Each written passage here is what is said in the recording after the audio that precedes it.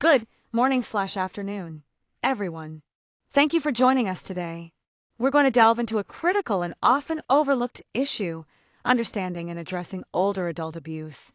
This presentation will provide comprehensive insights into the various forms of abuse, its impact on vulnerable seniors, and effective interventions designed to protect and support them. Let's explore how we can better recognize and respond to this important concern. Older adult abuse is defined as intentional or neglectful actions by a caregiver or someone trusted that cause harm or pose serious risks to a vulnerable senior. This harm can take several forms: physical abuse, emotional mistreatment, financial exploitation, or neglect where basic needs are not met. The issue is significant because it's widespread and deeply affects the dignity, health, and safety of older adults. Beyond the individual level, society as a whole suffers from increased medical expenses, greater demand for social services, and complex legal challenges. That's why raising awareness and taking steps to address this abuse is essential to protect our aging population and uphold their fundamental human rights. When we talk about abuse of older adults, it's important to understand that it can happen in different settings and in various forms. First, there's family abuse.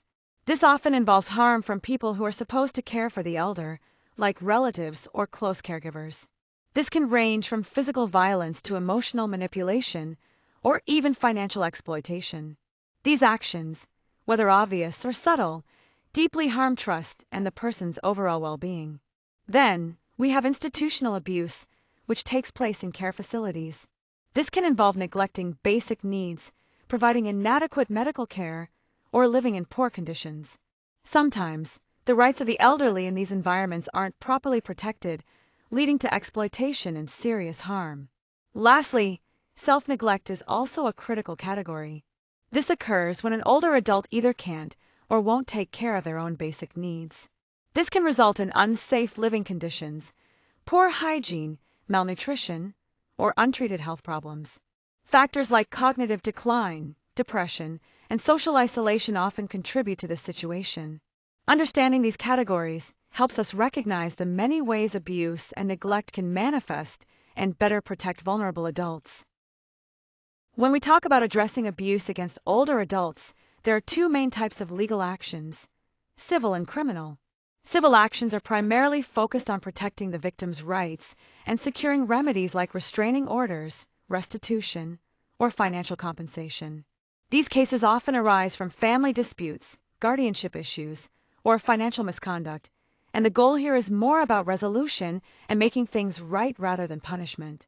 On the other hand, criminal actions are aimed at addressing clear violations of the law, such as assault, battery, fraud, or neglect.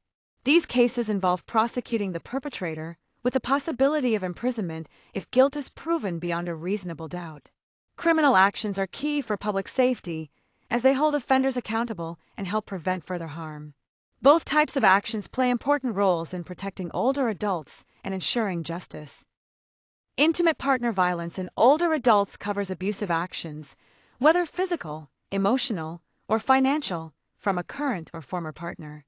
This abuse can become more severe due to vulnerabilities that come with aging.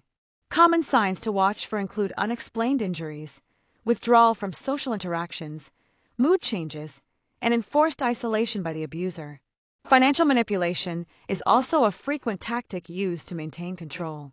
Physically, victims may suffer from injuries and ongoing health problems.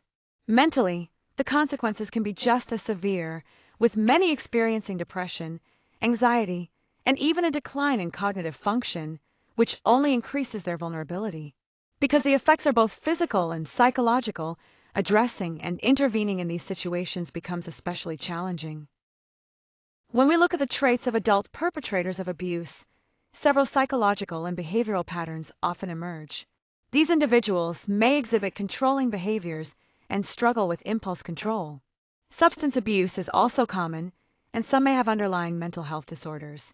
It's important to note that many perpetrators rationalize their abusive actions or show a marked lack of empathy, which helps them justify or dismiss the harm they cause. Moving on to risk factors, there are specific circumstances that can increase the likelihood of abuse. Stress related to caregiving responsibilities can be overwhelming, especially when combined with financial dependency on the elder. A history of family violence or social isolation can also play a significant role, alongside economic hardships, all of which contribute to an environment where abuse is more likely to occur. Demographically, perpetrators are often adult children or spouses of the elder. They come from a variety of socioeconomic backgrounds, which means abuse is not limited to a particular class or community.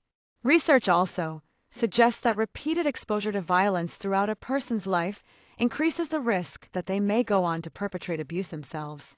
Understanding these traits and risk factors is crucial in identifying and preventing elder abuse.